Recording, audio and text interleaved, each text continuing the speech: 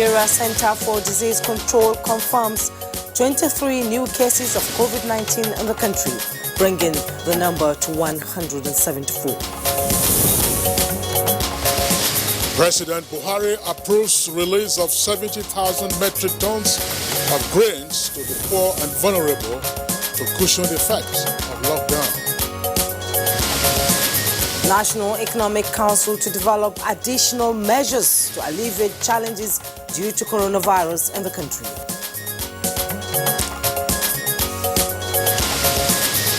And on Good Morning Nigeria today, we shall discuss COVID-19 and emerging security threats. When coronavirus announced itself to the world in December 31st, 2019, in a wet market in Wuhan, China, little did the global community envisage the ravaging impact it would have on the world. Now, from around the globe, countries have been under the strain of COVID-19, with fatalities being recorded in almost all the countries affected. Nigeria is not left out, as the latest figure from the Nigeria Center for Disease Control confirms 174 cases, with 9 patients discharged and 2 deaths recorded so far. The federal government, of course, is not treating the pandemic with kid gloves, as measures have been unfolded to contain the virus that has certainly brought the world to its knees. Of course, Kingsley. The federal government is on its toes to grapple with the nightmare by ensuring a reasonable amount of containment, with the announcement of a lockdown effective March 31st, 2020 on Abuja, Lagos and Ogun State for 14 days, with some states towing the line. Now, the lockdown, which is now in its third day for Lagos and Abuja, with the exception of Ogun State, which will commence its own lockdown tomorrow, Friday, indicates that non-essential businesses and offices are to be fully closed during the period. You know, Kingsley, there seems to be an Achilles heel, as some social observers believe Nigerians known to be creative, positively and not positively, might take advantage of the situation to wreak havoc. Well, security experts have argued that while the nation, of course, is grappling with the public health issues on account of the coronavirus, there are some persons who might invariably be preoccupied with mischief, thereby giving rise to a new wave of crime. While some are of the opinion that petty thieves looking for means of survival might resort to stealing from neighbors to survive, others say there is another bone to pick, with high-level criminals launching cyber attacks on the already fragile system. Pedophiles may also be on prowl, and a rise in domestic violence crimes may also be recorded. Well, recently, the Inspector General of Police alerted Nigerians to the emerging crime trends owing to the lockdown, and advised members of the public to remain vigilant while also taking precautionary measures against criminal elements. In a statement issued by the Force Public Relations Officer, suggests that intelligence obtained from the Interpol headquarters shows that scammers in Nigeria and other parts of the globe have begun to create and set up fraudulent websites, e-commerce platforms, fake social media accounts, emails claiming to sell and deliver COVID-19 medical products. Well, that's not all. Commercial bank operators and indeed other financial institutions that are supposed to be open during the lockdown have also been advised by the Inspector General of Police to strengthen their online banking security systems against fraudsters. But like they say in some quarters, talk is cheap, and many are wondering, can Nigeria escape these prevailing circumstances? What are the social security safety nets on ground to address challenges that might arise from the lockdown? Are there plans for emergency responders? Are offices and businesses well protected from criminal elements lurking in the dark corners? For those working at home, are their internet connectivity secured against hackers and criminals? Very pertinent questions you have raised here, Jumai. Of course, we're going to have guests later in our conversation segment, most of them joining us via Skype, to interrogate these issues and, of course, also indicate from their own expert perspectives what the crime trends are like around the country on account of COVID-19. It's on that note, I'd like to welcome you to today's edition of Good Morning Nigeria. We're on the network service of the Nigerian Television Authority. My name is Kingsley Osadolo. And I am Juma Yusuf, welcoming you to today's edition of the program. We shall also bring you our companion segments, newspaper review, business and orders in the course of the program. But first, let's take the highlights of the morning news with Chimobi Walter in Nachi. Good morning, Chimobi. Hello, good morning, Jume and Kingsley. Good to see you this morning. Good morning, Nigeria. And here is the morning news. And 23 new cases of COVID-19 have been reported in Nigeria. Of the new cases, 9 are in Lagos, 7 in the FCT, 5 in Akwa Ibom, 1 in Kaduna and 1 in Bauchi states, increasing the number of confirmed cases to 174. Among these cases, 9 have been discharged, with 2 deaths recorded so far. And President Buhari has approved the release of 70,000 metric tons of grains from the National Reserve for distribution to poor and vulnerable Nigerians to cushion the effect of the lockdown on Lagos and Ogun states as well as the FCT. Chairman of the Presidential Task Force on COVID-19 and Secretary to the Government of the Federation, Boss Mustafa, stated this while giving updates on containment of coronavirus at the daily briefing in Abuja. The first tranche of about 6,000 metric tons will go to Lagos, Ogun, and the FCT, while the remaining will go to other frontline states in the fight against COVID-19. We're using a digital platform called SOMAS to collect information on all the cases, all the contacts. These are then displayed on dashboards at the federal level, at the state level. As of now, well over 2,000 persons have been tested, with the hope of further expanding and improving diagnostic capacity across the board. And Nigeria continues to respond proactively to the emerging trends of the coronavirus pandemic, as outlined by President Muhammadu Buhari in his nationwide broadcast early this week. Special Advisor to the President on Media and Publicity, Femi Adesina, in a statement recalls that a month before the first case of coronavirus in Nigeria, the federal government assured citizens of its readiness to strengthen surveillance at 5 international airports in the country to prevent the spread of coronavirus. The government announced the airports at Enugu, Lagos, Rivers, Kano and the FCT.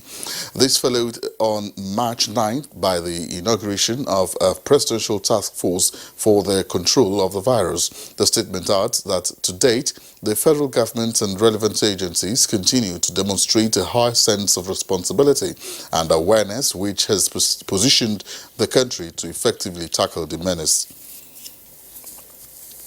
And Special Committee of the National Economic Council on COVID-19 is working to develop additional measures to alleviate the challenges being faced by Nigerians because of the implications of the global pandemic in the country. Now, the committee, chaired by the Vice President Yemi Osinbajo, held its second meeting Wednesday as it continues its task on coordinating the federal and state government's responses to the impact of the disease. The Ebonyi State government says the newly built and equipped virology laboratory for testing and managing COVID-19 patients is now operational in the state. Governor David Umahi stated this in a statewide broadcast in Abakaliki. Our testing center for COVID-19 is now ready in Ebonyi State. That is the 7th COVID-19 testing center, the whole of Nigeria. So all that the federal government did yesterday is to bring in reagents and they configure it to accept the specimen for COVID-19 specimen. And with increasing number of new cases of the coronavirus in Nigeria, the federal government, through the Ministry of Humanitarian Affairs, has distributed personal protective kits to the northeastern states. Northeast has the majority of IDPs in this country. And once this pandemic enters the camp, only God knows how it will going to be. But for them to foresee this and start this initiative, that is all commendable. Mothers have been told to ensure that their children are clean by providing water for them so that they make sure they bath the children regularly. And furthermore, in line with the government's approval for a monthly review of Premium Motor Spirit PMS pump price, Petroleum Products Pricing Regulatory Agency (PPPRA) has announced a PMS pump price of 123 naira 50 per litre. The price, which becomes effective 1st April 2020, shall apply at all retail outlets nationwide for the month of April 2020. A statement signed by the Executive Secretary Abdulkadir Saidu said PPPRA and other relevant regulatory agencies shall continue to monitor compliance to extant regulations for a sustainable downstream petroleum sector. All right, that's the news for now. Good morning, Nigeria continues with Kingsley and Jume just after the break. To stay with us.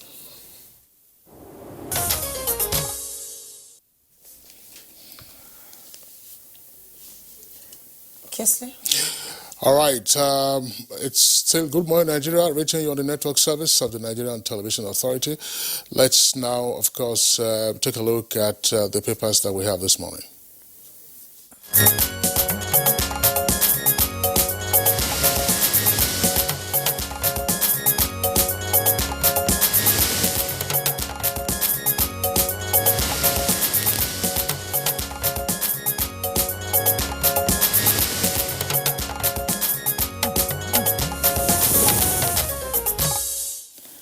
And to keep you updated on trends happening in Nigeria today, we begin with the Daily Sun newspaper, just beside the masthead of the Daily Sun newspaper, COVID-19.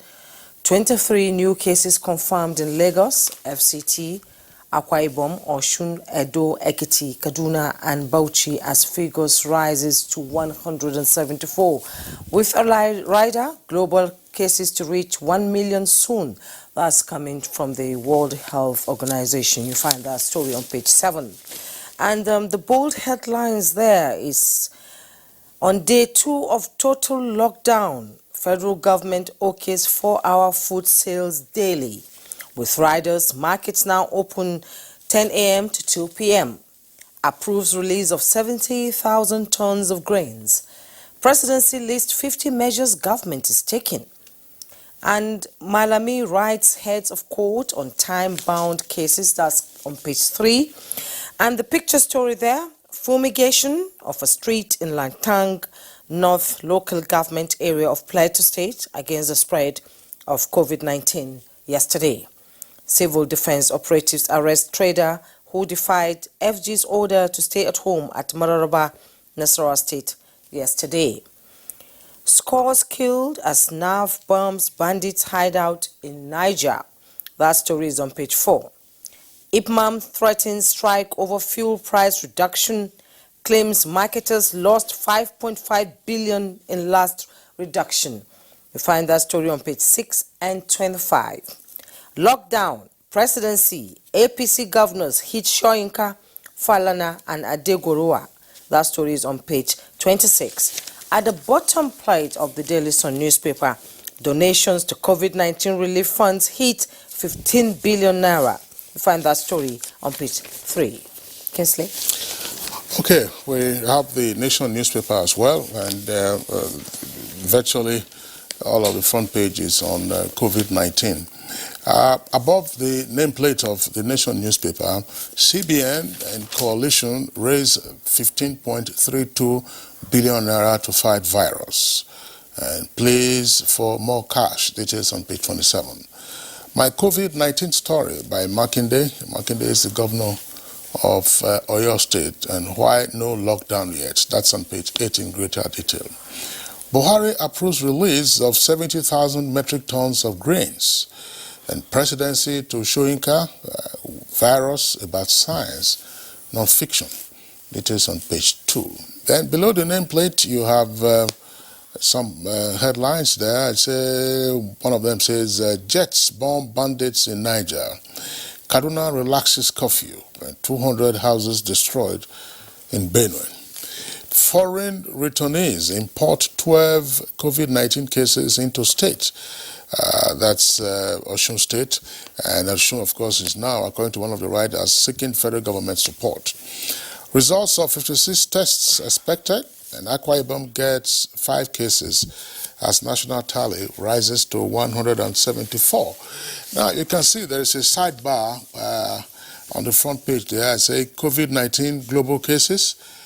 That's well over 926,000. The WHO, of course, is indicating that in a matter of days, that figure could just be about 1 million. Deaths, according to the paper, 46,438, and persons who have recovered, 193,431. And then below that, you can see the number of cases by country and also the fatalities. Now, the United States of America is leading the world in terms of the number of cases of COVID-19. The U.S. has 210,714. That's, of course, followed by Italy. Now, but Italy has the highest number of fatalities, the figure being 13,155. This is followed by Spain. Spain has 9,131 persons, who have died so far. And I think you'll see the United Kingdom is also the United Kingdom 2,352. And for Nigeria, you see there, COVID-19 cases so far, 174, fatalities 2, recovered 9. So we have active cases of about 163, with Lagos still having 91 of those cases. There's something that I saw inside inside the pages of the paper.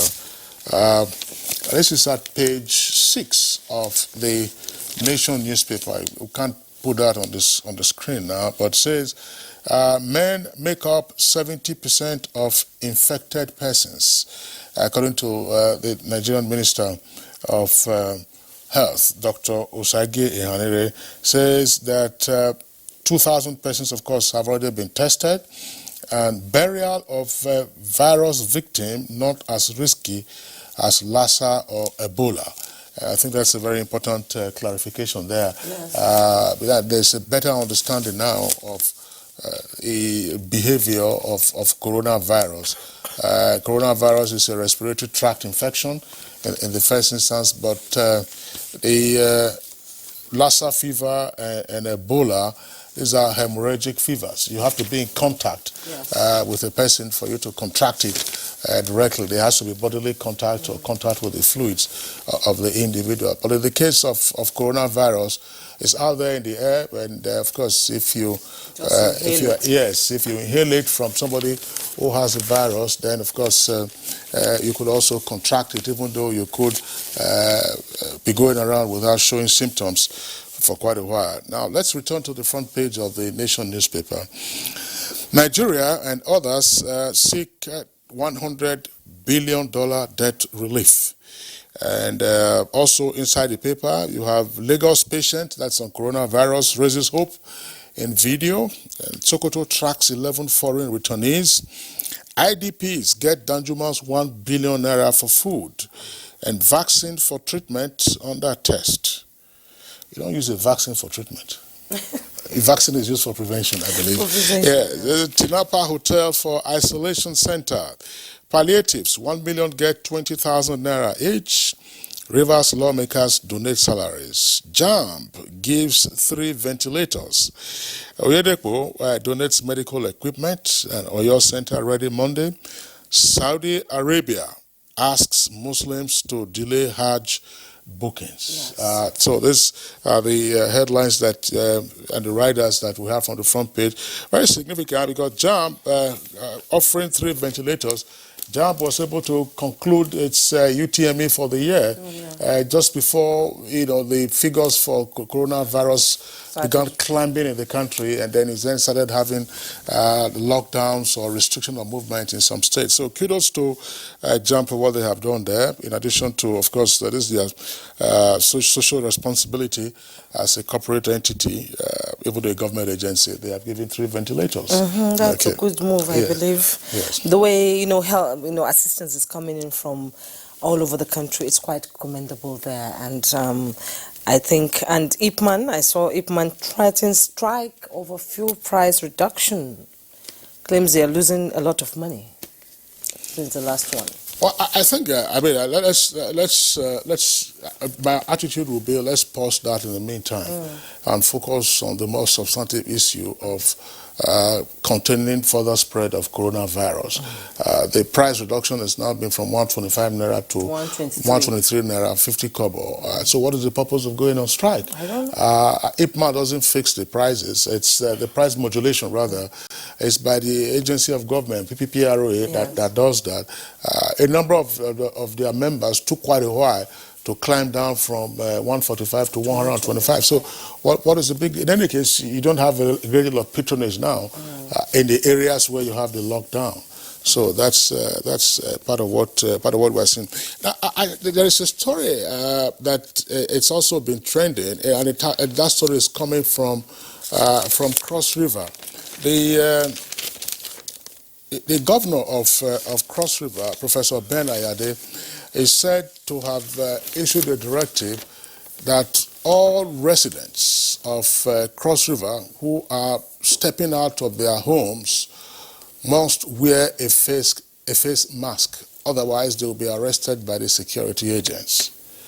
I think, well, the intention is good, but the ultimate utility is questionable. Yes. The WHO, of course, has its own body of experts that is advising it on whether or not, a face mask is efficacious in preventing further spread of coronavirus. And I think that in the next couple of days, the team of experts will give their latest opinion on the basis of some research that has also been conducted. Otherwise, the standard advice by the WHO is that you don't have to wear a face mask unless, of course, you are already a carrier of the virus, or you are caring for somebody who has the virus already. But to be going about with a face mask, at all material times, would seem to be a tough one. And this is, in my opinion, part of the challenge that the Cross River State might face. The governor says, look, the state garment industry or factory has been issued instructions to produce the face masks. Congratulations, that's a wide step, to take. But here we are. What is the population of Cross River, and how many face masks are you going to produce? A face mask is supposed to be disposable. It is not something that you take and then you keep. You keep it, because then how do you use it? Because that's part of the advice that the WHO and other medical experts will give you.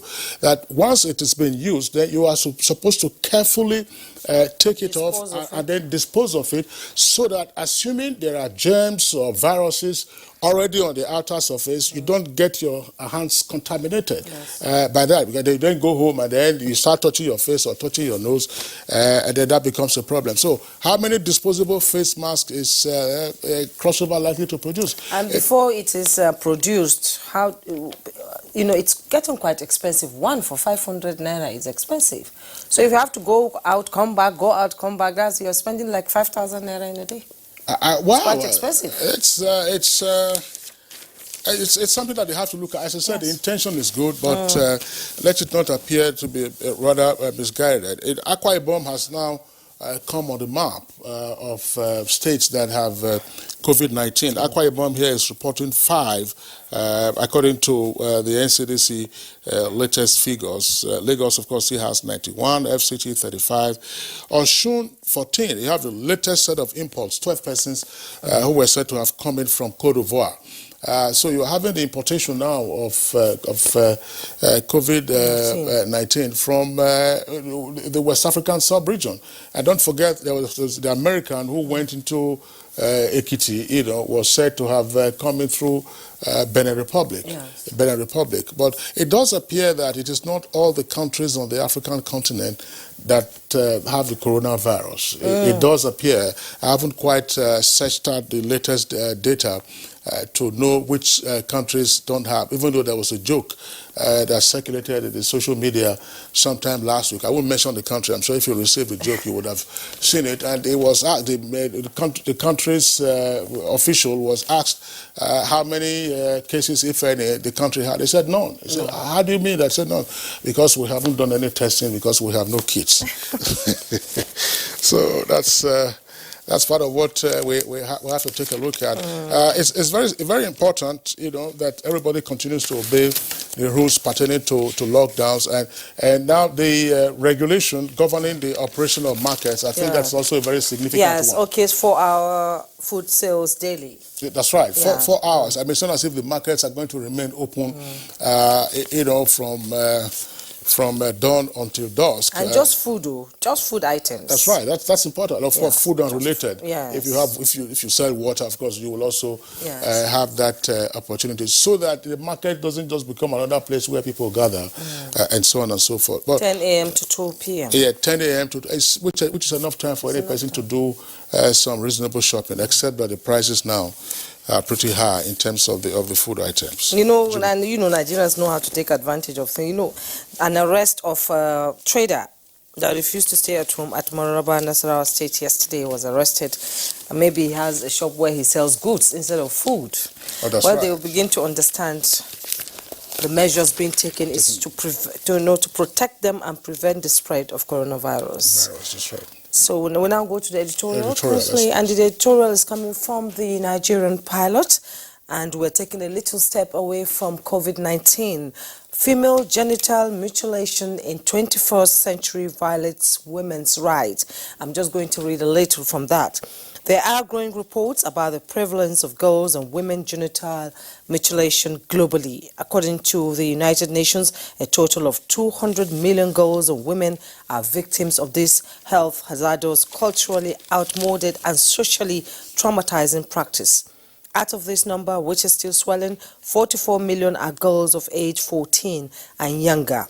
The United Nations has set 2030 target to end this ugly practice of female genital mutilation. It is a target that should be supported by all relevant stakeholders in order to ensure that this barbaric practice is brought to an end. Well, a simple question. I'm going to ask you to begin a comment on this. Why does female genital mutilation persist in some communities, despite the advocacy and measures that we have seen over the past 2 or 3 decades? I think it's a cultural thing that refuses to go away. Some people think if a girl is circumcised, she would not, be promiscuous. She would not, follow men. She would not be attracted to men. But I think it brings out a lot of diseases. The same razor that is used on one girl is used on 20 other girls, and it keeps spreading. HIV can spread in that instance. But it's a cultural thing that needs to be looked into and stopped by the relevant authorities, because it's not helping matters here.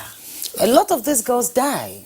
That's true. There's no doubt about that. But again, when you say it's a cultural thing, and that of course is the reason for its persistence, then we also have to now begin to disaggregate the prevalence of the culture, cultural practice. Is it more in the rural areas or more in the urban areas, or they are evenly distributed? Evenly distributed. And if so, what has happened to the advocacy to ensure that the message gets down to the grassroots? So what is the level of education or literacy in these communities? There's a high level of education on that, but it is the acceptance itself. Some people think if I don't do it, culturally people look at me as if I've allowed my daughter to become, an easy prey for men. Unfortunately, there would appear to be very little or no prosecution of some of these cases. I mean, these are matters that continue to be under the radar of the prosecuting authorities. But it's an issue that we can't resile from. In other words, we have to keep hammering on it and saying that the practice is unacceptable and the practice has to stop. And whoever the key influencers are in those communities, they of course should take appropriate steps to ensure that these matters are also dealt with. Yes, there's need for aggressive campaign against it, and the law has to come in here. You know, if you're penalized, you're taken to court and sentenced for doing that to your child, I think it will come down very fast. That's right. That is if they don't go against it again. That's right. That's right. I just Jumai, before we wrap up, Yes. usually the newspaper review ends with editorial review as well. But there is a story, you find it on the front page, but it's as a headline, but on page 8 it's in greater detail of the Nation. It says, courts expected to sit during lockdown, says Malami.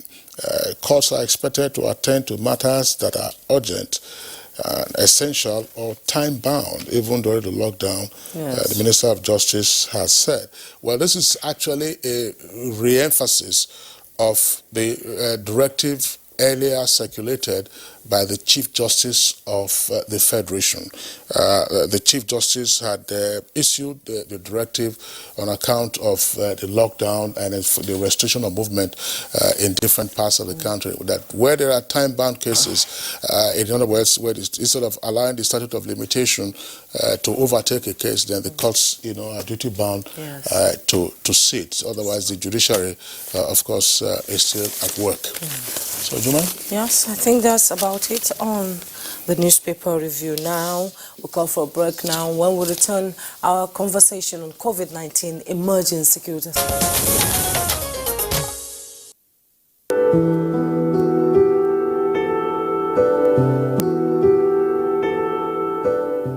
Security is everyone's business, and in times like this, it becomes expedient that Nigerians are security conscious for not just their environment and well-being, but financially. Experts say emerging security threats amidst the coronavirus pandemic in Nigeria might be a source of concern, owing to the publication by the Inspector General of Police issuing a stern warning to the public to remain vigilant and take precautionary measures against criminal elements who may want to exploit the emergency situation to increase and diversify their criminal activities. The intelligence the Inspector General of Police says is obtained from the Interpol headquarters, indicating that scammers in Nigeria and other parts of the globe have begun to create and set up fraudulent websites, e-commerce platforms, fake social media accounts, and emails claiming to sell and deliver COVID-19 medical products. The IGP, while offering security tips, enjoins the public to be vigilant and place the Commissioner of Police in charge of the Interpol National Central Bureau Nigeria on red alert. While engendering concerted efforts in the crackdown of an individual or all forms of organized criminal gangs that may want to take advantage of the pandemic to perpetrate crimes, experts say commercial bank operators should strengthen their online banking security system and report promptly any suspected case of fraud and other cyber crime-related activities to the appropriate authorities. What is the level of synergy among security agencies and other Interpol member states to intensify monitoring of the Internet highway in accord with global best practice? What is the state of preparedness of the Nigerian police force to tackle this emerging threat head-on? These are questions yearning for answers on Good Morning Nigeria.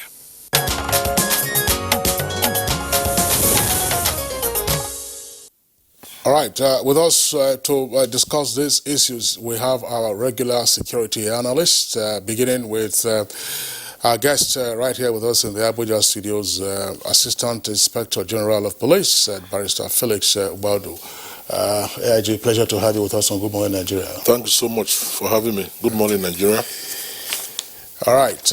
Also joining us via Skype, would like to, at this time, welcome Captain Ali Umar. He's a security analyst. As I said, is also one of our regulars. Captain Ali Umar, pleasure to have you. You can see him. It's on the extreme right of your screen. And in the middle of the screen there is another of our regulars, Kabir Adamu. Kabir Adamu, gentlemen, pleasure to have you with us on the program this morning. pleasure is mine. Okay, let's begin with Juma. Let's begin with retired AIG Felix Ogbado. I mean, the presumption would be that there is a slowdown in business activities. There is a lockdown. People are at home. Movement, of course, is restricted. The highway is free, and so any person who tries to do anything that is against the law in terms of breaching the security of homes and other properties will be readily visible and perhaps apprehended, and therefore that would serve as a deterrence. But that would appear to be contrary to the expert opinion already issued by the Inspector General of Police. Why is this so? Well, thank you very much for that question. Some of the directives put in place by the government and also complemented by the Inspector General of Police as also of the health challenge we're having globally. And like some people have always said, health first before every other thing. You must be healthy before you can perform. Now, with these restrictions, a lot of people have expressed some fears. And there are a lot of justifications for all those fears expressed. Restriction of movement, businesses shut down. Before all of these directives were put in place, others were put in place, people were advised, for instance, to stockpile their homes with food items. Now, the issue of stockpiling is something that's only possible if you have the funds. Now, the good number of those that are affected, the street traders, for instance, the market women and all of that, those are hawk. They make their money, the money that sustains them, sustains their family on a daily basis. You can't believe that a good number of them don't even have bank accounts. It's the little profits they make on a daily basis that sustains them. Now, all of that have been denied of these people. And so there's a lot of anguish, a lot of frustration. People are beginning to complain. Stay at home, there's a lockdown.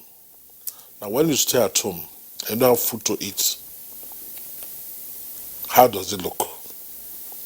Just yesterday, a young man from my place who's in Lagos sent me a text message. And what did he say in the text message? That the wife was no longer talking to him because he could not provide food for the family members. And they have a 7-month-old child. So it's like, if you don't die, if you are not killed by COVID-19, hunger will kill you. So these are the issues we really need to. But again, the directives put in place are very important, absolutely necessary, because this is a matter of life and death. You can imagine the death rate in some countries. Take Italy, for instance. In some nations within the globe, they lost as many as 420-something people within 24 hours. Since we got our first case here, February 27th, till date, as of last night, the figure was just 174. I think we're fairly lucky to a large extent. But you can see it's beginning to increase all the same. So we need it really. But maybe my advice is, beyond security, most of these guys need to be sensitized. What is the level of sensitization? What is the level of public enlightenment? How many of these guys, these poor ones, the vulnerable, how many of them have access to television? How many of them have access to social media? How many of them have access to print and electronic media?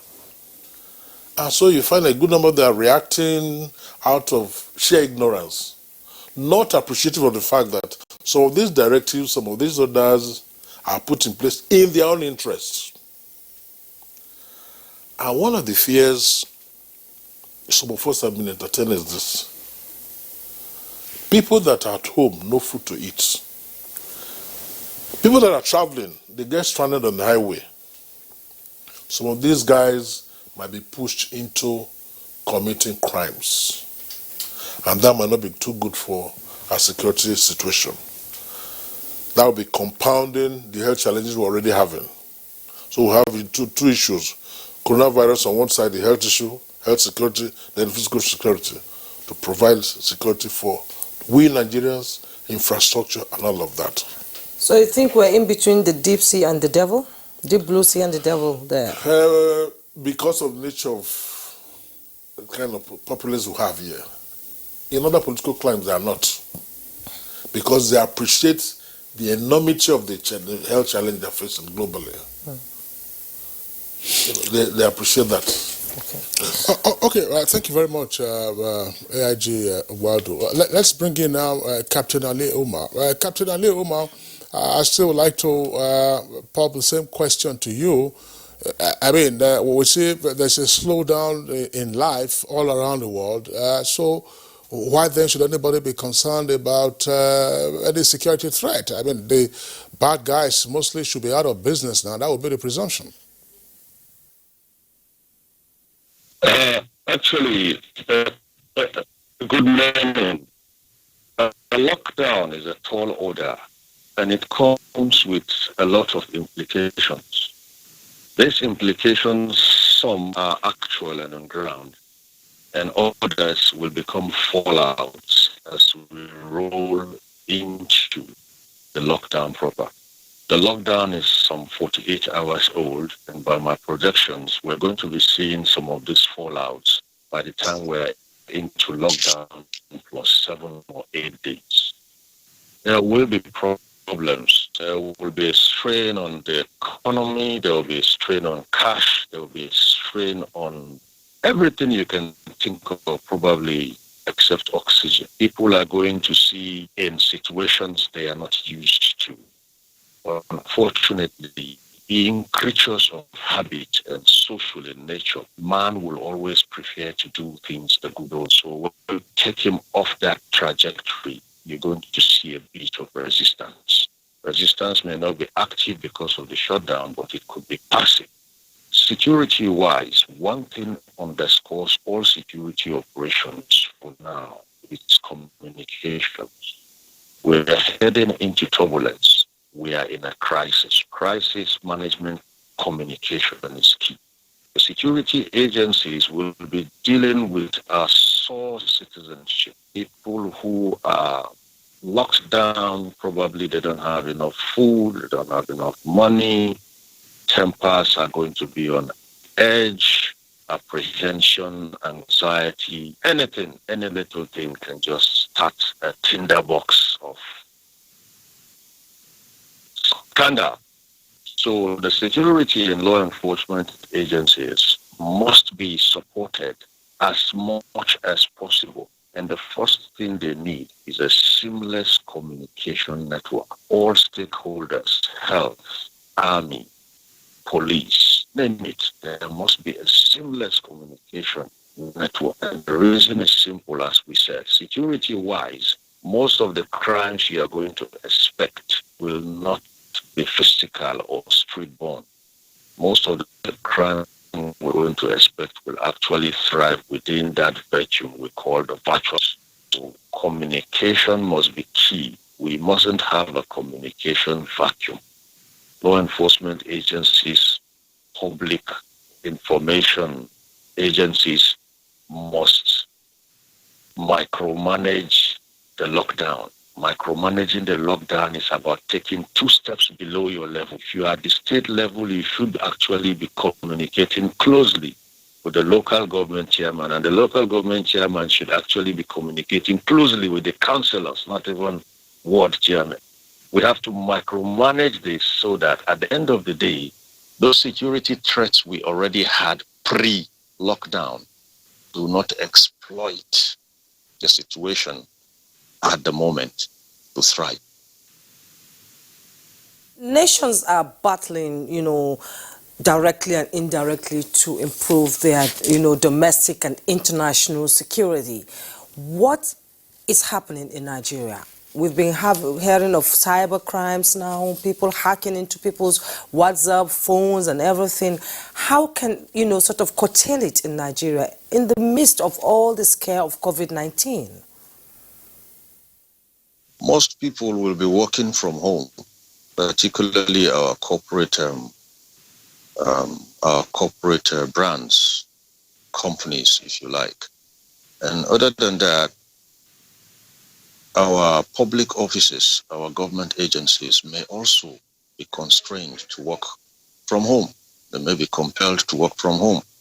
For the corporate entities, I do have a concern, but my concern is not as intense for them as it is with the public entities. What clearances are in place for persons who have to work on home and access documents they would ordinarily would have had to access in the office within, if I want to say, the secured confines of an office space. We must look at that. I don't know. I don't think we have a cyber command within our intelligence and security agencies yet, but this is a nice place to start thinking about one. Because I tell you, if we do not handle this properly, you can imagine what any hacker can do at this point to establish, you can need to make a lot of things impossible. Don't forget, I told you, communication is one key asset we will lean heavily on during this lockdown, because it's the fastest way we can move and speak and get across to each other. And if this communication is e-driven, then it's probably going to be superintended by persons who are at home, and there's going to be an issue. Then coming about the domestic average Nigerian who is outside of all these prospects I'm mentioning, the average Nigerian who lives from hand to mouth is also in a quandary. He's in a quandary because ordinarily he has to go out every day and earn the monies with which to buy a meal. So there's nothing like stockpiling. There's also nothing like savings. There's no fallback. There is no soft landing. But the hope I have is if we micromanage the lockdown, if we go 2 steps down from our positions, then we should be able to reach these people, because they will have not only the lockdown as we know it, they are also going to have a nutrition lockdown. The nutrition lockdown is going to affect their health status. Their health status affected is going to make them even more amenable to contagion.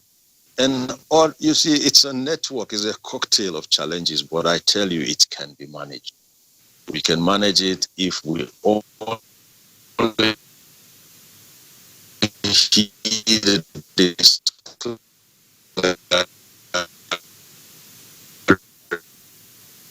Aleo, sorry, the Skype it's gone poor. We will return to you. I mean, once your Skype connection stabilizes. But let's bring in now Kabir Adamu. Kabir Adamu, of course, yeah, you can see him there on the right side of the screen. What do you see unfolding in terms of new security threats on account of this pandemic? Good morning, Kingsley and Halima. Thank you for having me. Good morning, Nigerians. For me, there are advantages, opportunities, and then unfortunately challenges that I imagine. On the one hand, you have criminal groups and other threat factors in our society that are being constrained by the new policy measures by government. So the movement restriction, the curfews that are in place in different some of these threat factors, they've been affected. They can't move from one place to another. So that's a very good opportunity for policing and other security agencies. On the other hand, you have a situation where, because of the attention of these security agencies and policy makers is diverse, where these criminal groups and other threat factors will now scale up their activities. And already we've seen reports of that in different locations. And an example, especially where governance is weak, unfortunately, in places like the Northeast, we've seen several incidences in the last few days, banditry in some parts of Northwest, in places like Niger, Zamfara, Kebbi, Sokoto, Kaduna. We've seen increase in some of these banditry activities. Opportunistic crimes, because of this dislocation I've mentioned, we've seen an increase in that type of opportunistic crime, mainly because lifestyle changes have created gaps that are being exploited by these groups. Then thirdly, you have some criminal groups and threat factors that are already embedded inside the health sector. So we're seeing fake items and PPEs and personal protection equipment, fake ones are being produced by some of these criminal groups, and they're already exploiting the demand for these items. And we can imagine the consequences on coronavirus. Tests will be conducted, and of course the efficacy of those tests can never be guaranteed because these criminal groups are taking advantage of the supply chain for these items. And then fourthly, which Captain Ali Umar has spoken about, is the cybercrime. And to this end, I'm happy to note that Interpol is already a step ahead. It has released a report, and the Nigerian police has already taken advantage of that report, and the Inspector General of Police released a circular to that effect, warning Nigerians on the different components of cybercrime that will affect. Here, I would like to, maybe make a correction on what Captain Ali Umar mentioned. We do have an agency that is responsible for cyber activities, the cyberspace in Nigeria. Firstly, the ministry headed by Mr. Sheikh Fanti, and then of course you have NIDA. They all are looking at issues of cybercrime, and I know they are monitoring the space currently. We've seen an emergence of new cybercrime activities, and hopefully we're waiting for a statement. What I'm not sure, and this is partly a recommendation to government, I know there is a presidential task force on COVID-19. I don't know if they have involved these authorities on cybercrime that I've mentioned. If they haven't, then it's a good opportunity to involve them, because clearly threats and risk associated with the cyberspace are going to increase. A lot of us, this is a good example. You have 3 guests, 2 of us are using cyber platforms to speak with you, to speak to Nigerians.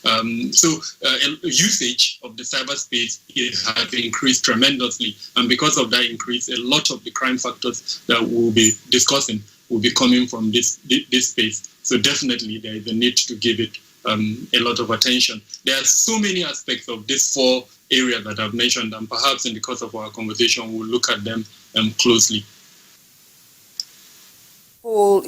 Being a step ahead and releasing a report, and the Nigerian police is on top of the situation by releasing a statement. I would like to ask you, how far does that statement go? How many Nigerians will be able to read and understand the statement and taking into cognizance that the grassroots itself just can't understand things like that? I agree with you totally. When Nigeria in December 2019 launched the revised National Security Strategy document, we were told that the paradigm of security is changing. The current concept of security around the world is human security. And unfortunately, COVID-19 has shown that the world is behind in human security.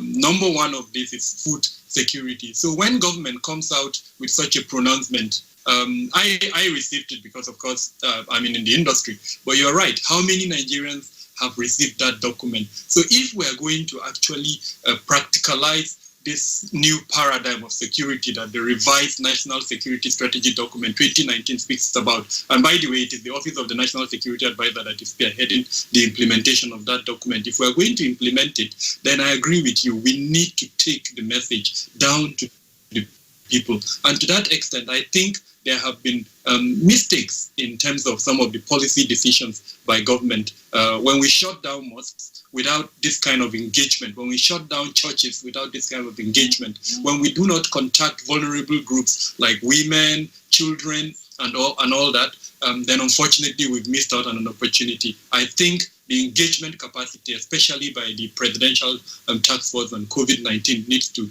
increase.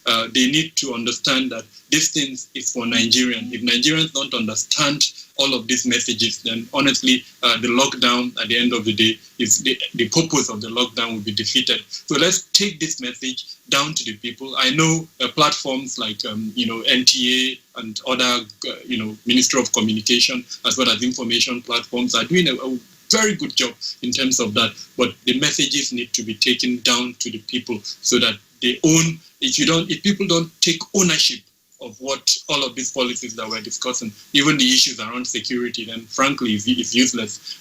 So communication, like Captain Ali Umar mentioned, strategic communication in crisis management is critical. You do an assessment, you understand the implication of that assessment, and then you take out the message in one voice, in different languages. All the ethnic groups in Nigeria, we need to translate this communication, these messages into those ethnic groups so that they understand them, and then speak to each constituency depending on what it is. If it's women, speak to women in a language they will understand. If it's children, speak to children in a language they understand, and in a platform that will be reachable to them. To this end, I would like to commend the Nigeria NCDC for what they're doing.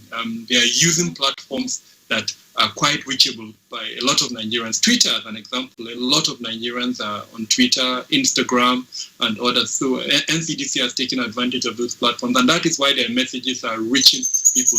They send out a message, and believe me, in minutes, the number of retweets, and I am in a lot of groups, and I can bet you seconds after NCDC posts its messages, you see those messages in different groups. So that is the way to go. Identify the groups, identify how to communicate to them, the platforms, and then send out those messages on those platforms. Kabir, thank you very much there. Just to add, before we bring in again AIG Felix Ogbuado, you know, the NTA is a public broadcaster, and we are on a national platform. Then we have our networks. But in Nigeria, we have over 600 radio and television stations. Without conducting any survey, I can virtually bet that there's no part of Nigeria today where they haven't heard of coronavirus or COVID-19. So the message is out there, but it's the content and the messaging and reinforcement. These are the kind of things we're talking about, because Captain Ali Umar was also talking about cascading these things right down.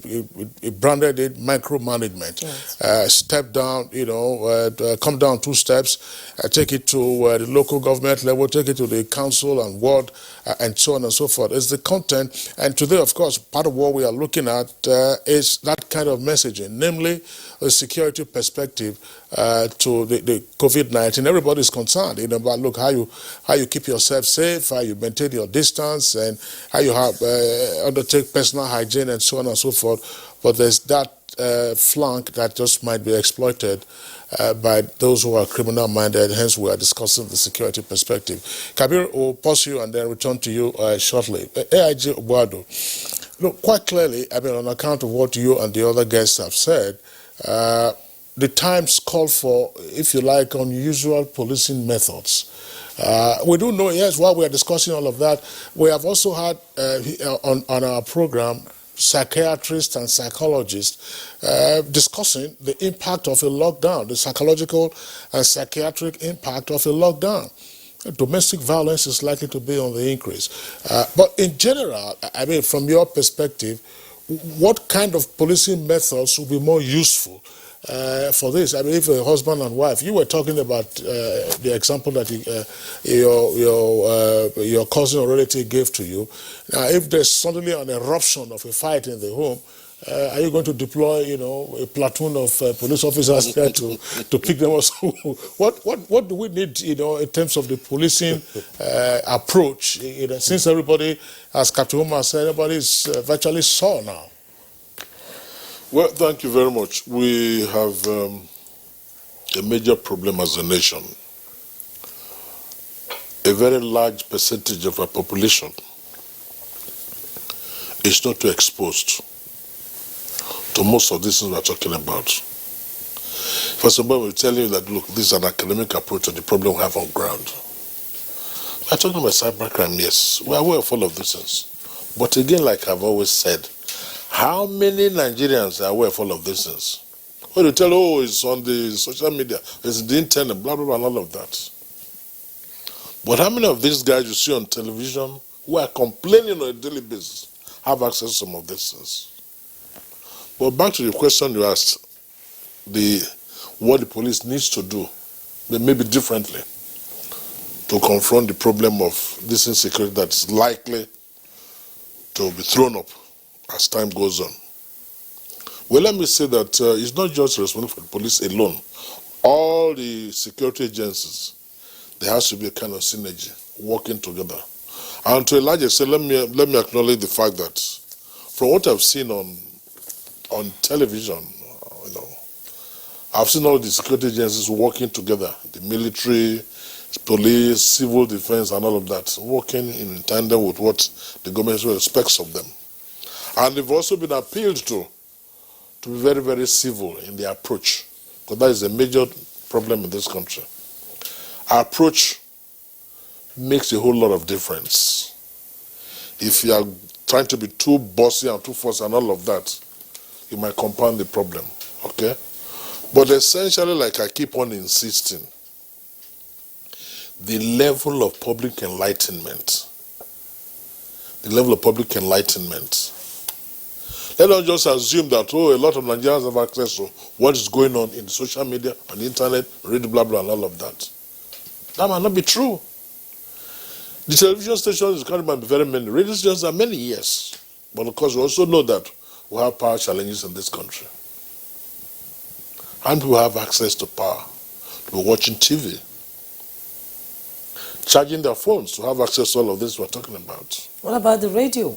It uses batteries. Yeah, I know. The batteries, you get them for free, you buy them, So we really need to back up all our efforts.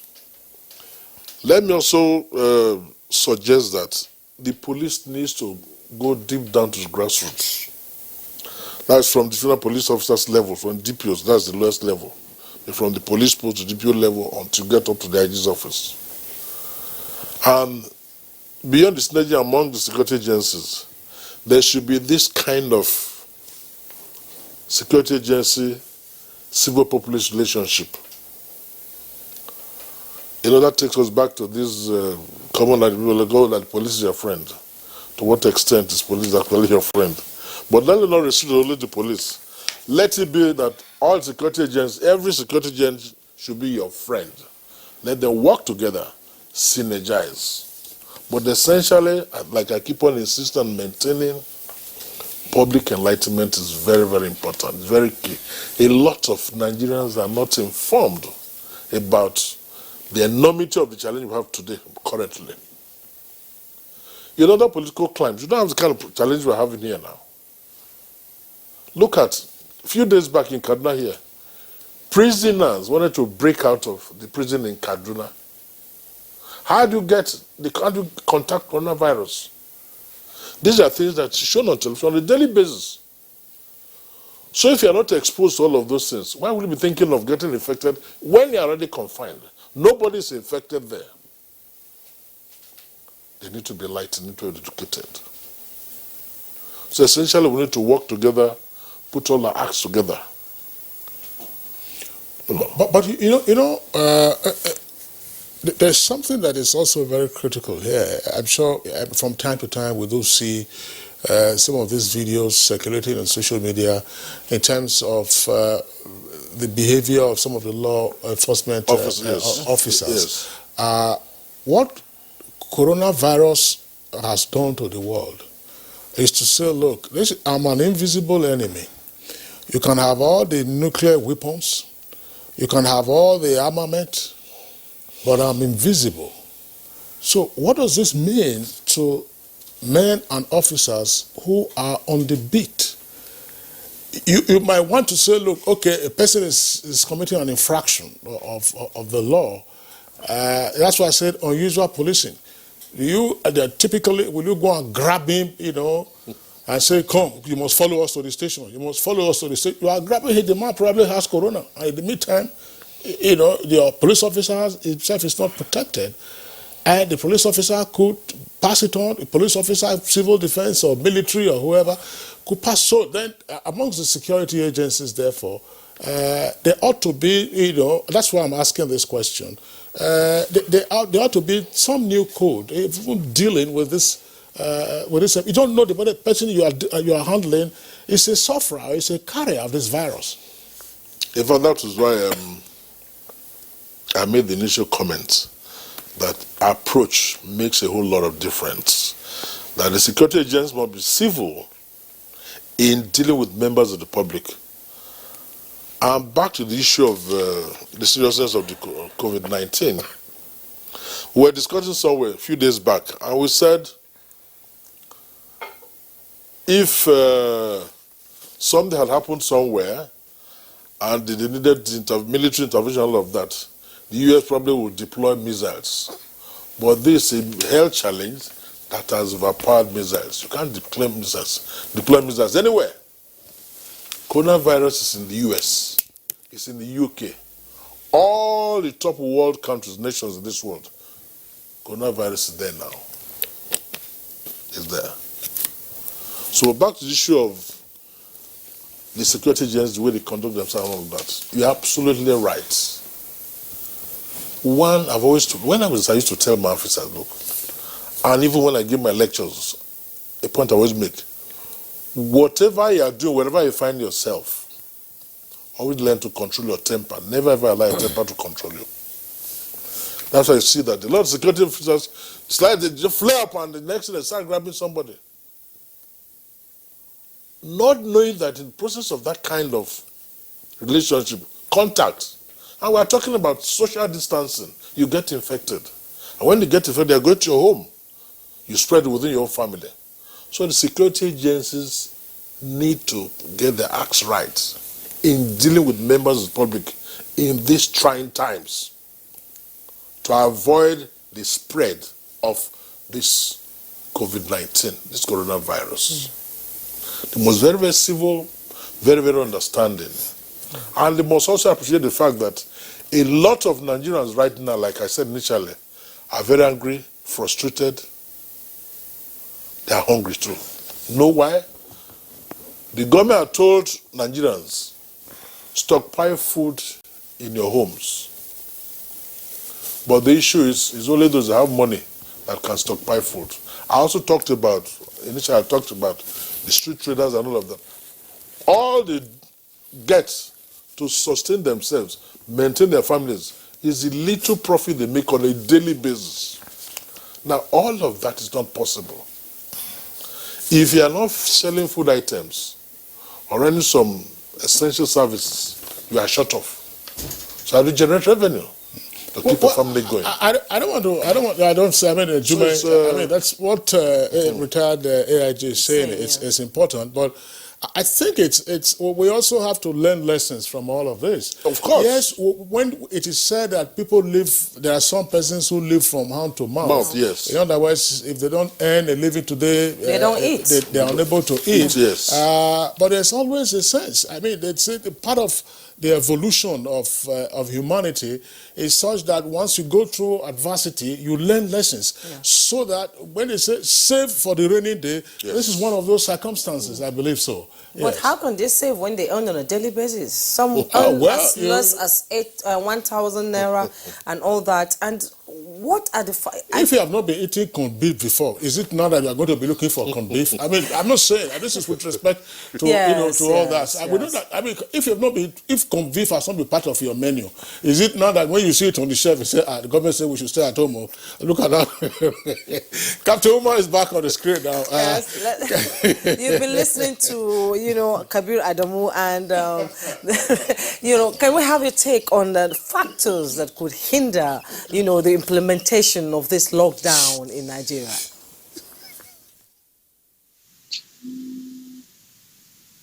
Sorry, is that a question for me? Have you been listening to the retired AIG and Kabir Adamu on factors that could hinder the full implementation of the lockdown across Nigeria? What is your take on that? Well, there are cogent factors. Cogent in the sense that if the lockdown has to be successful, we have to take ourselves outside of the context of that Nigerian who is informed. We'll take ourselves to that indigent, ordinary citizen who is not informed. Not informed by design, if I could put it that way. Not informed because he probably has no light. Not informed because the closest he ever gets to communications is his radio. Not informed because what we are saying right now, we are speaking in English, and so on and so forth. And that is why I said communication will be key, and we will have to micromanage. We have to go 2 steps down from our normal official designations and see to it that things happen there. The COVID-19 virus is not really as much of a problem to me as it is to this average indigent Nigerian I speak of. The last time I checked, statistically, they actually form the bulk of our populace. And believe you me, if they start dropping like flies, I don't want to use the word dead, we may probably not even have enough plots to bury them. So we have to keep them alive by all means. A lot of things that we concern ourselves with at the governmental level fall out of his radar of concern, this ordinary Nigerian I'm talking about. This ordinary Nigerian's lack of awareness is his own first security threat. So he's like painfully innocent. He's just there in the village. Probably the lockdown is on, the lockdown is not on. Life hasn't really changed for him. It's still the same struggle. But as somebody said there, the virus doesn't know all this. It will spread upon whom it will. So to micromanage this lockdown situation, we have to first and foremost get to that step at the bottom of the ladder.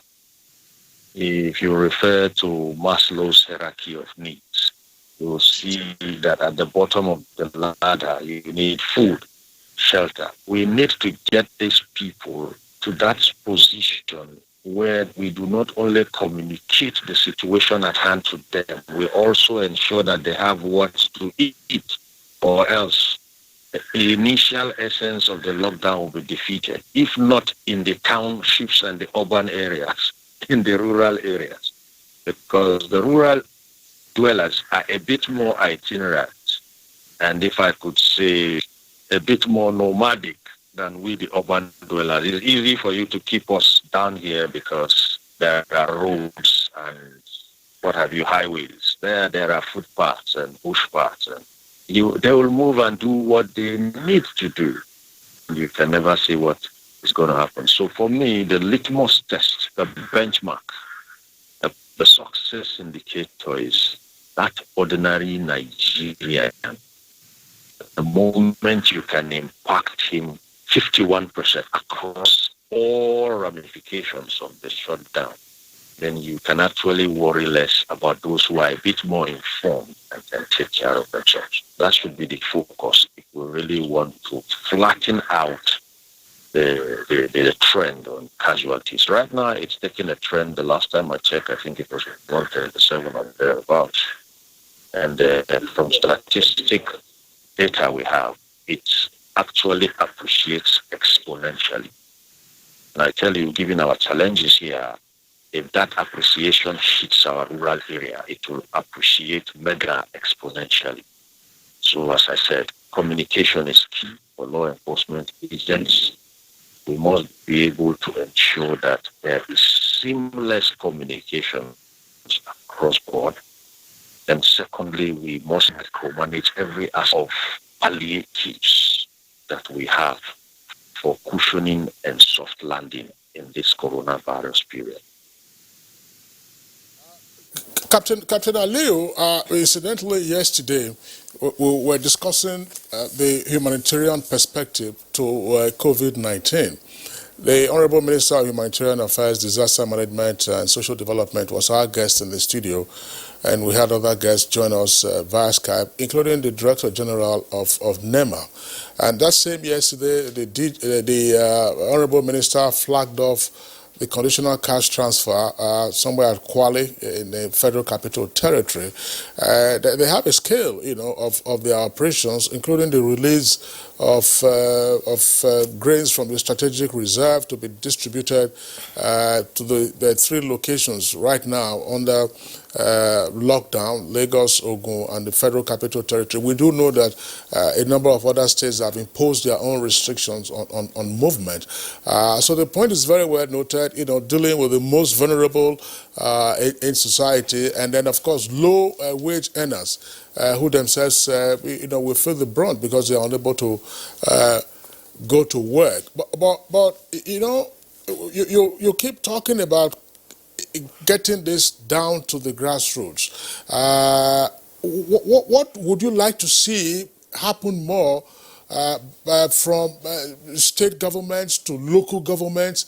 Because it couldn't possibly be, and I must admit to you and then to our other guests and viewers indeed, that in all of the things that we've been hearing about measures and steps being taken either for containment of coronavirus or mitigation of the consequences, you hear mostly federal government and then state government. Well, rarely do you hear of local governments. Now that places are on lockdown, you can see how dirty the markets are. You can see how filthy the streets are. Who takes care of sanitation? What would you like to see? Okay, as I said in my opening statement, a lockdown is a tall order. A lockdown is not usual. So when you have a lockdown, certain things that are not usual will key into play. If I had my way, there are 774 local governments across the length and breadth of this country. And as such, if I had to pronounce a lockdown, there would be 774 components. That's what I mean by micromanaging.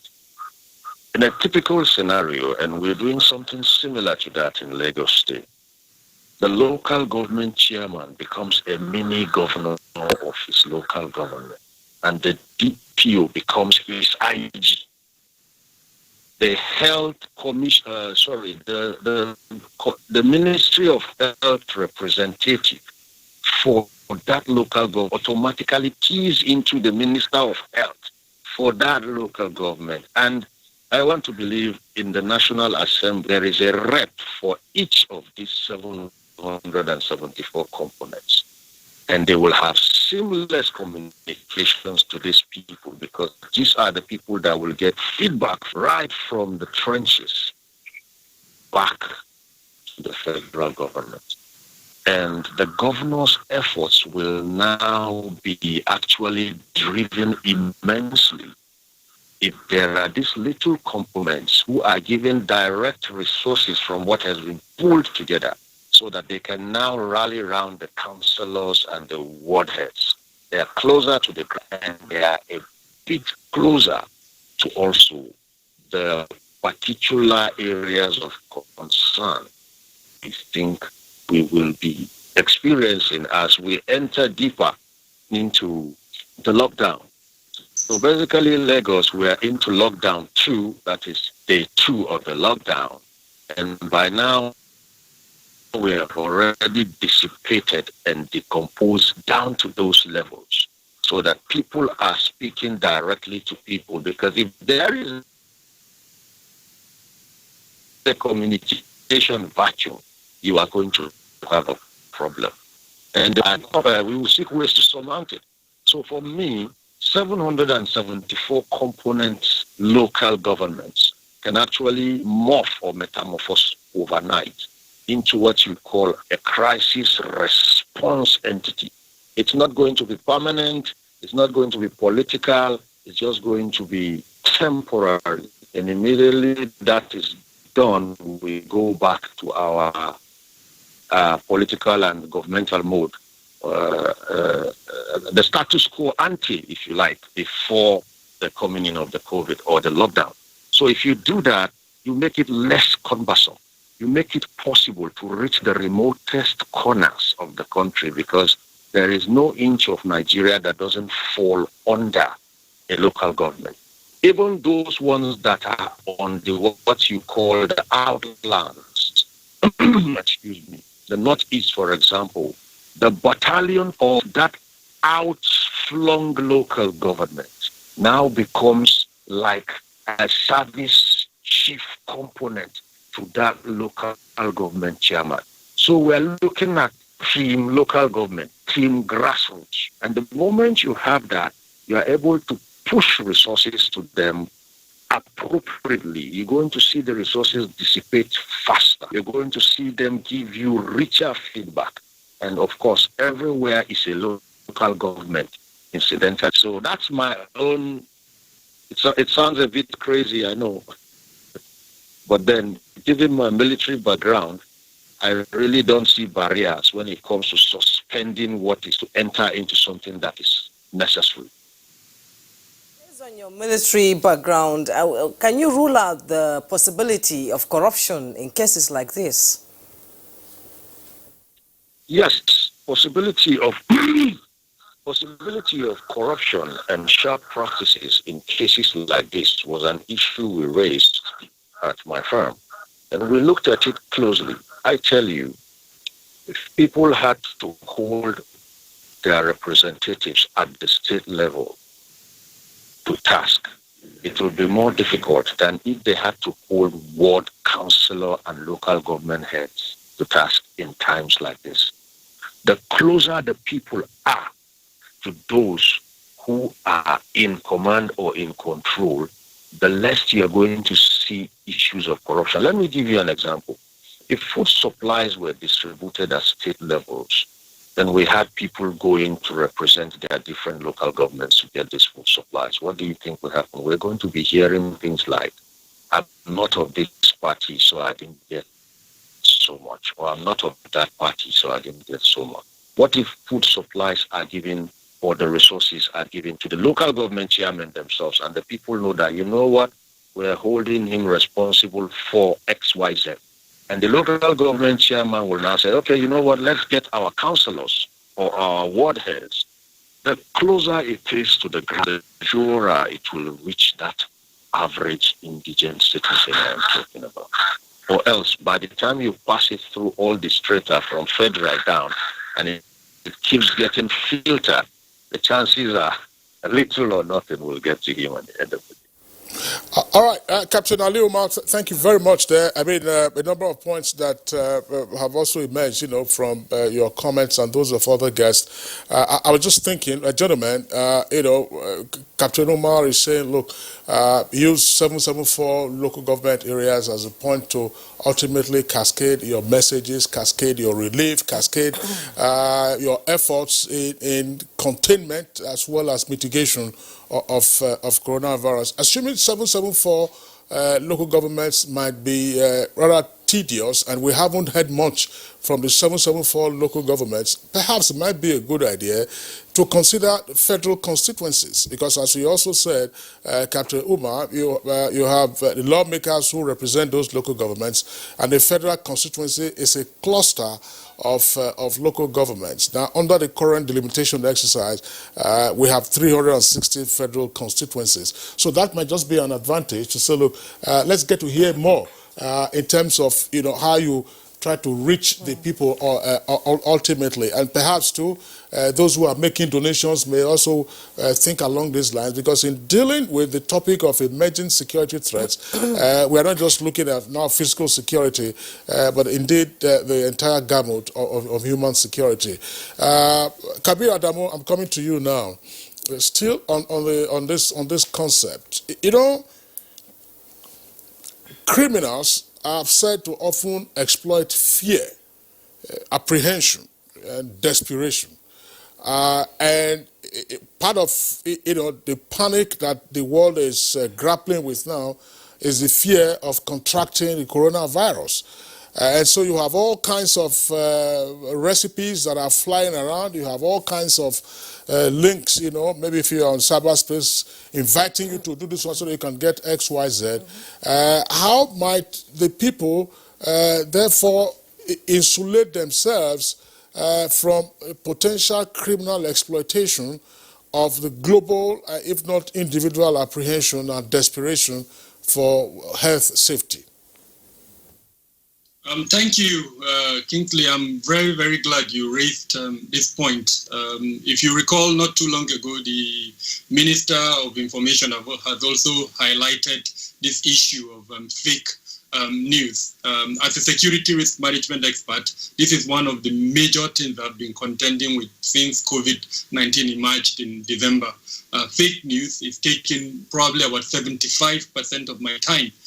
People send you messages. Is this true? You have to go through a lot of sieving to identify what is true and what is not true. So I always tell people I'm not an expert in the medical field. I'm an expert in my own field, which is security. So in this area, I rely on the experts. And in this instance, who are the experts?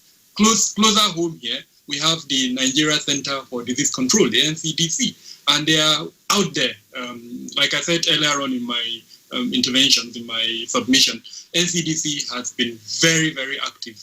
They have platforms that are reachable to virtually all the segments of the society. So, number one, go to those platforms if you want to seek information. On WhatsApp, they provided a number. All you need to do is send them hi, and then, it's interactive. They will come back to you. I know it's not, the ultimate, but at least it's the beginning.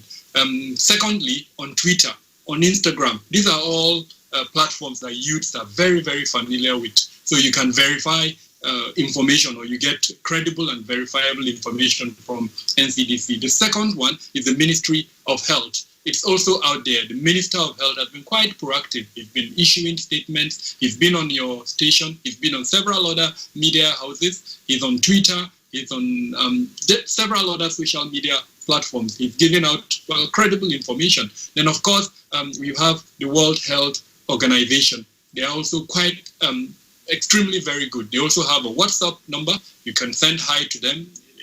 They respond to you, and then it's interactive. You can ask a lot of questions from that. Then the primary healthcare agencies at the national level and at the subnational level, at the state level, almost all of them have set up what they call the emergency operation centers, the EOCs. All of these other agencies that I've mentioned have EOCs. And under these EOCs, you have several telephone numbers that Nigerians can interact with. So bottom line, what I'm trying to say is avoid information from sources that are not credible. If you are a traditional ruler, remain in that field where you're good at. You are a mediator, you are a leader, but allow the medical experts to deal with this. So my message to Nigerians is restrict your sources of information to these credible sources that I've mentioned. If you pick up something that a traditional ruler says, he's just offering his own opinion, but there is no way you can compare that opinion with these other credible sources.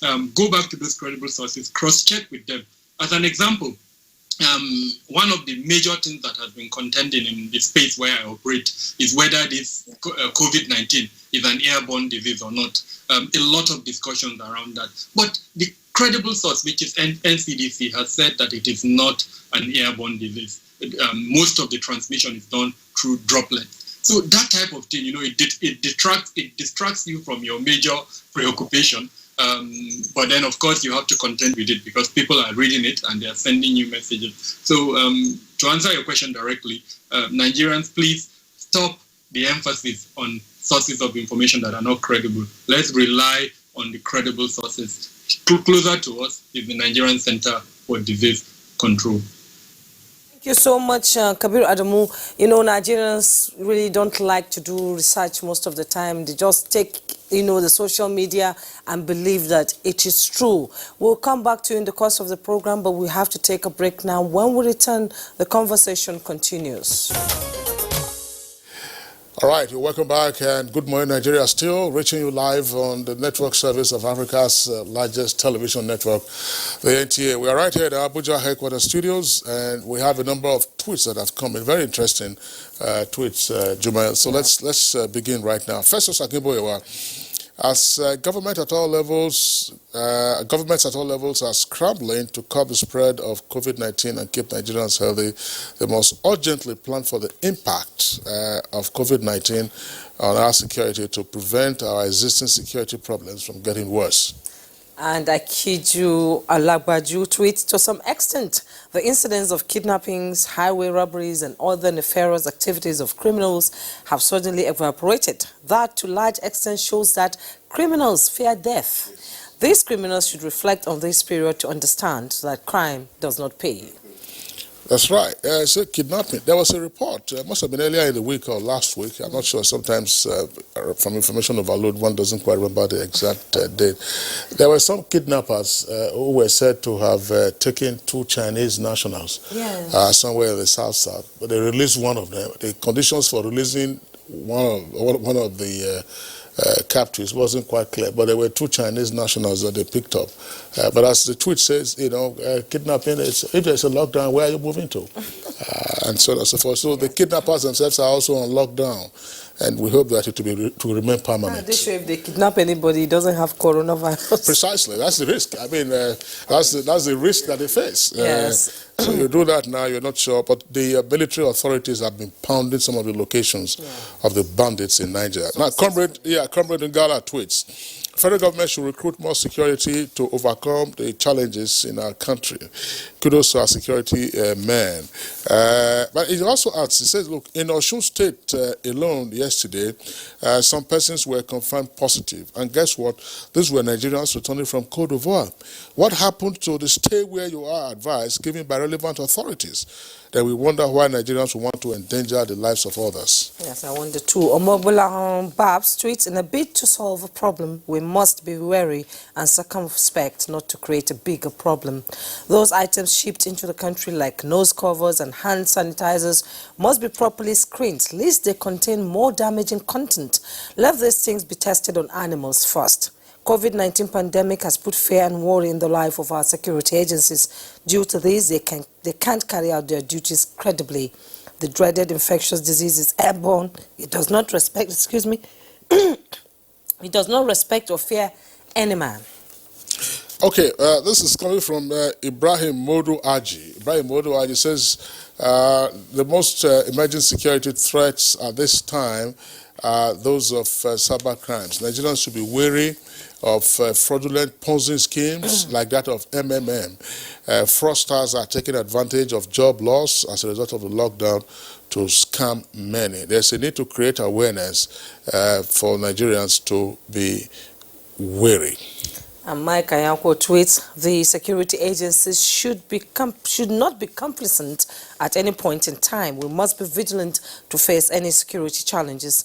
This may come out from this unfortunate ailment. We must all be proactive. Let's take this from Sani Michael Amakoji. Sani Michael Amakoji says, we preach egalitarianism but appear not to practice it. But the reality is now dawned on us that the rich and the poor are also crying over coronavirus. My worry here is the innocent security men and women who are all over trying to curtail or enforce stay-at-home order. These people are also prone and Law Alpha C tweets, no doubt the security agencies will be challenged, but may be frustrated in their bid to force Nigerians to stay at home, as most Nigerians were not used to staying indoors in view of excruciating economic realities. Well, Usman Banikantu tweets, says, the security threat of COVID-19 can best be described as the equivalent of a third world war in disguise.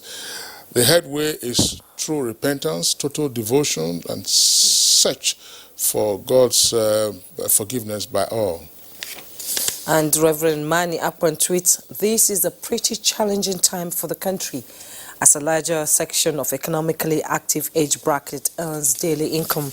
I see frustration that could snowball into serious security challenges. Bashir, probably in the short and medium term, security threats that might possibly show up are a rise in petty and cyber crimes, changing patterns in migration with people moving to areas with slower rate of COVID infections, and more disturbingly, an exponential rise in poverty rates. From Chidi Amadi, there is the clarion call to test the drugs and marks being sent to Nigeria for COVID-19 infection.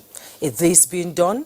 NAFDAC, NEMA, etc., especially security agencies, cannot be on holiday. Ibrahim Bello tweets, now that this is actually a trying time for all. The emerging security threats as a result of this pandemic can, of course, be managed if the populace are adequately informed and their basic needs are met. And Eric Bernard Tweet, the security agencies are making the whole situation worse. They go about harassing the essential service providers, asking them to pay a clearance fee of 1,000 naira. This is not what they are supposed to do. Have you heard a report like that, Kingsley? I haven't. But part of the complaint is that some persons who work in the essential services that are excluded from the lockdown have quite some task, in getting to their places of work. Because a number of them don't have access to their own private vehicles, and so there are no commercial vehicles on the road.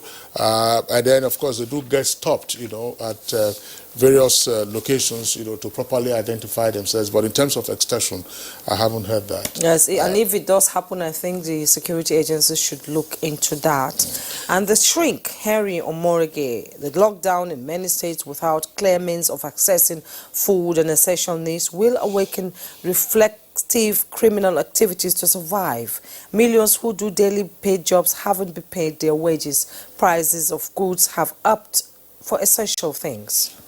Uche Gabriel, instead of billionaires donating money to the government, they should give it to top commercial banks and say, quote, pay 10,000 naira to 100,000 Nigerians with less than 10,000 in their bank accounts.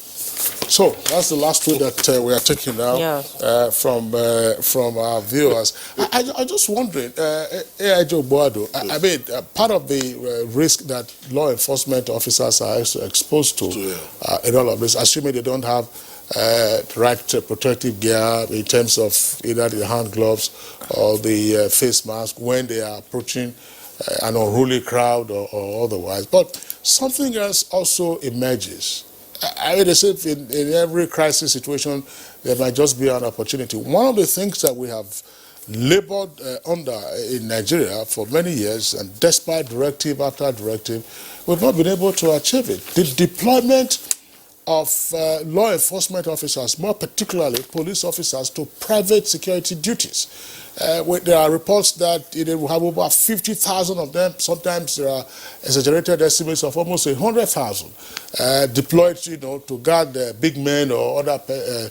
Now everybody knows what is happening. Isn't it time for you to call those men and say, look, you guys get back to your duty post? Since the big men are under lockdown too.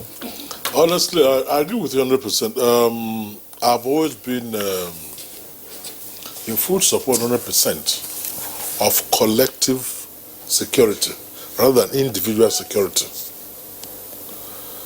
And I recall, I think last year or some months back, the Inspector gave a directive, the IG gave a directive that all of those policemen attached to individuals who claim to be big men should be withdrawn, should be recalled, and deployed for the collective security of all Nigerians.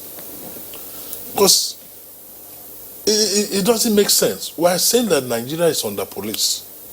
The United Nations ratio is 1 police officer to 400 citizens. We are a far cry from that. Yet you find top government functionaries moving about with policemen, police officers. They have them in their houses, they have them in their offices, when they're going for phones all over the place. And we're grossed under police. So I think we really need to, when we finish on this program, I'll try and get back to the IG to confirm whether that instruction is still in place, or we need to recall all these police officers serving private individuals, bring them together and make sure they provide collective security for all Nigerians. Because we're all at risk. We're all at risk. Another issue that Kingsley raised was the issue of police officers that are there to enforce some of these lockdown orders getting infected and contracting this coronavirus disease. They are not protected anywhere. When you see them, they're all exposed. Yes. They're having contact with some of these guys. If a person who is already infected with this becomes unruly and starts having body contact, close contact, he runs the risk of getting infected. And also going to transfer to family members, friends, and all of that. And colleagues. Yes, colleagues. So I think we need to enlighten security agencies on how to perform their duties in these very trying times. So make sure that they don't get infected at the end of the day. Yes. Okay, thank you. We'll come back to you now. I would Yes. like to go to Kabir Adamu via Skype, talking about our security men and women, looking at the existing security challenges in the country right now. Do we have enough personnel to, curb the spread of COVID-19 and ensure the enforcement of the lockdown? And if not, what is being done to make sure that they are protected themselves? One very apparent scenario that has crept out is the absence of PPEs, personal protection equipment, with our security agencies. In all the exposures that I've seen, both on the media and then in my direct encounter, I haven't seen our security agencies, especially the police, with the appropriate PPEs. I know that the Inspector General of Police has admitted to this fact, and he has indicated that he's in the process of procurement of these items. So in the meantime, I think there is a need for the medical corps of all of the security agencies to come on board and advise, as well as include aspects of self-protection in the policing methods that are going to be embraced by the various security agencies. One thing I want to emphasize is that because of COVID-19, there needs to be a reorientation of policing within our public spaces. We cannot continue as we used to do before. It is not written on anyone's forehead that he is a carrier of COVID-19, except where the symptoms are visible, of course. But there are several asymptomatic persons that are out there. And so for the security agencies, because imagine the situation, God forbid, where a significant percentage of our security agencies are infected. They are already overstretched. There is no aspect of the 7, 8, or 9 security agencies that are bearing arms today that are not overstretched. There is no aspect of the other 27 organizations that are involved in one aspect of security or the other that is not overstretched. So imagine if, let's say, 10% or 15% of that population of security agencies is infected by COVID-19, God forbid. But we will have ourselves a big situation in our hands. So bottom line, there needs to be a reorientation of policing. The community policing model that has been talked about, this is the time to implement it fully. I'm very, very happy with what President Buhari has done. He has given recognition to the private security sector as an aspect of the frontline agencies dealing with COVID-19, and that is exempted in the movement restrictions in Abuja, Lagos, and Ogun State. The same thing happening in the UK and other parts of the developed world. They've also given recognition to these private security agencies. So this is the time to implement community policing, and then, of course, to ensure that the medical corps of all of these security agencies have aspects of self-protection in the standard operating procedures of all of these security agencies. Unfortunately, and I hate to disappoint us, I am not seeing that yet. So I'm hoping they're listening to this, and that as soon as possible, they introduce all of these self-protection methods within the standard operating procedures of the security agencies as we. All right, thank you very much, Kabir. Now let's also go to Captain Aliuma. Captain Aliuma, let's get your closing thoughts. I mean, your points have been very well articulated, like the points of the other guests. But what more would you like to say in terms of the emerging human security threats on account of COVID-19? Briefly. For security men out there, there are many deficiencies.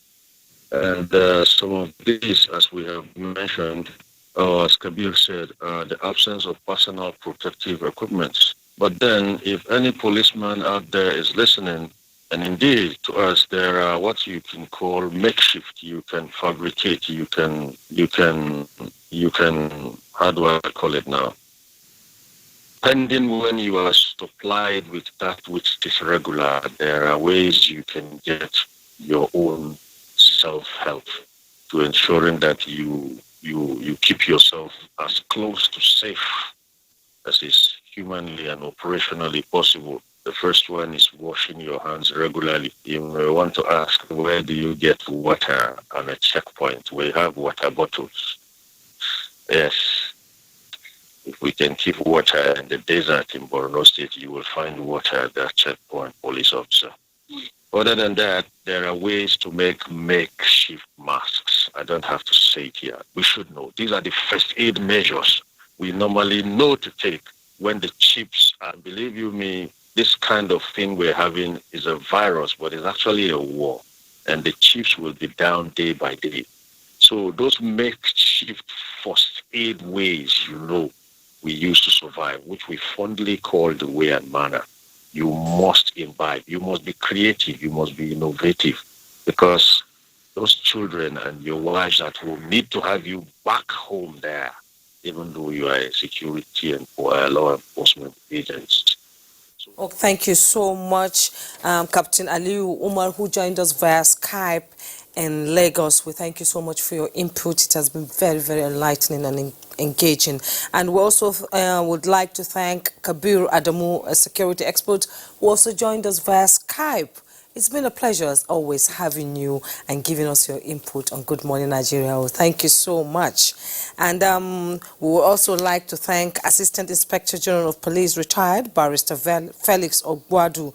Thank you for coming so much. It's a pleasure. Thank you. And thank you so much for your input. Leslie.